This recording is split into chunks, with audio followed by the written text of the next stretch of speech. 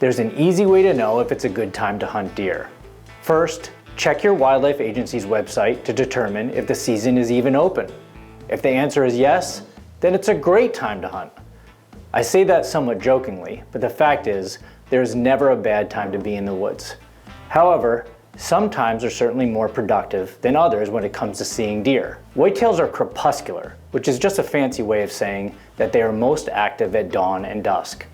So, most hunters focus their efforts on the first and last few hours of daylight. In the morning, deer are typically moving from nighttime feeding locations back to the cover of their bedding areas. And late in the evening, they do just the opposite. That's not to say you can't see deer moving right in the middle of the day. It just means the odds are better when deer are traditionally most active.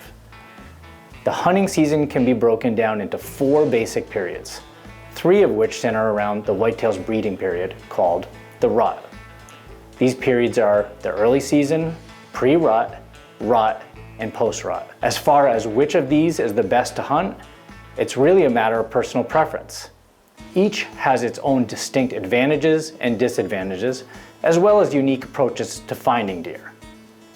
Deer have to move and feed daily throughout the season, so there is always a chance to see and successfully hunt deer.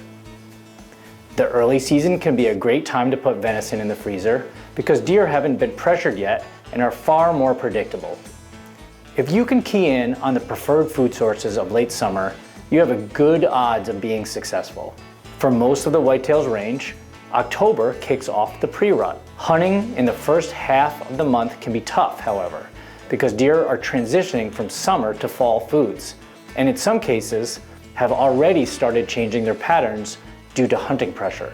If you don't adapt, your odds of seeing and harvesting deer may go down. The rut is by far the favorite time of year for most deer hunters. That's because it's highlighted by rubs, scrapes, bucks fighting and ultimately chasing and breeding does. Food is no longer the driving influence on their behavior. This is the one time of year when even the wisest of bucks might let his guard down and throw caution to the wind. And since bucks are up on their feet, much more visible and covering a lot of ground in search of receptive does, it's a great time to spend an entire day in the stand. However, the rut can take a physical toll on deer. With winter right around the corner, they have to replenish their reserves by once again turning their attention to food. As the weather gets colder, deer will begin to group back up, food is more scarce, and as a result, deer become more predictable.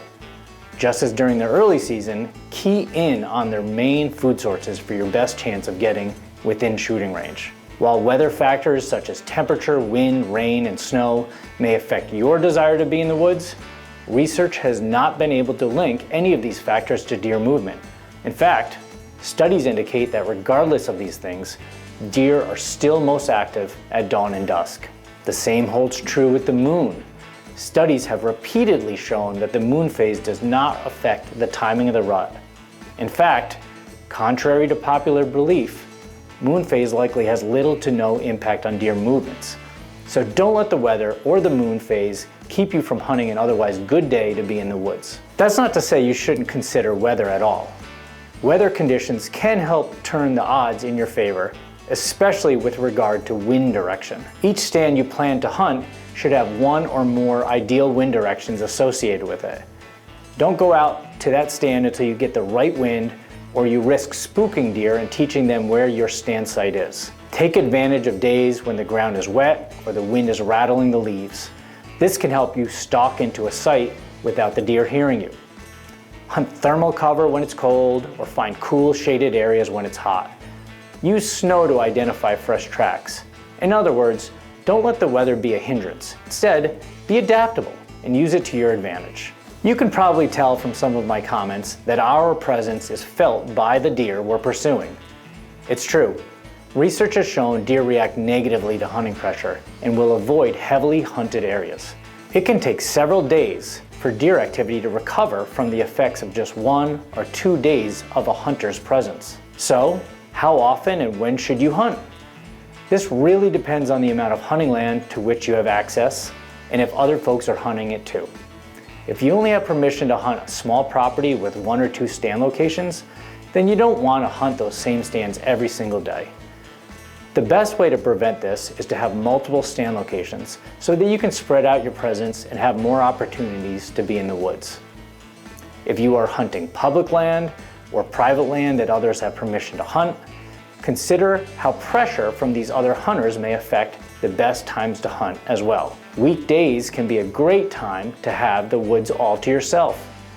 Mid to late week can be especially good, as deer have had time to recover from the weekend hunting pressure and return to their normal travel patterns. Also, allow plenty of time to get to your stand and get up before you actually start hunting for a morning sit. In the afternoon, don't get down and leave right before the end of legal shooting light. Remember, deer are crepuscular, and they will often be moving right around daybreak or wait until the last light to move in the evening. Chances are, your commitments to work, family, friends, or other activities will limit the time you get to spend in the woods. So when the opportunity presents itself, don't miss out on a deer hunt just because it's too warm, it's a full moon, or because the rut is over or hasn't even started yet. Get out there and enjoy your time in nature and use the opportunity to learn all you can about the land you hunt. In the end, whether you fill your deer tag or not, you'll be a better hunter for it.